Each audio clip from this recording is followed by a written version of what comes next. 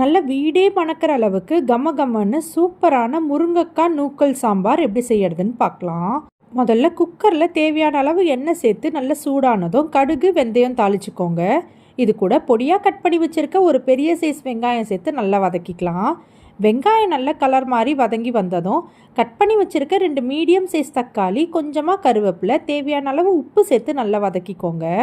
தக்காளி நல்லா குழஞ்சி வதங்கினதும் மீடியம் சைஸாக கட் பண்ணி வச்சுருக்க ஒரு முருங்கைக்காய், சின்ன சின்னதாக கட் பண்ணி வச்சுருக்க ஒரு நூக்கல் சேர்த்து ஒரு 2 நிமிஷம் நல்லா வதக்கிட்டு 2 ஸ்பூன் அளவுக்கு வீட்டில் அரைச்சி வச்சுருக்க சாம்பார் பொடி கூடவே கொஞ்சமாக தண்ணி சேர்த்து நல்லா கலந்து விட்டு குக்கரை மூடி மீடியம் ஃப்ளேமில் வச்சு ஒரு விசில் விட்டு ஃப்ளேமை சுவிட்ச் ஆஃப் பண்ணிவிடுங்க.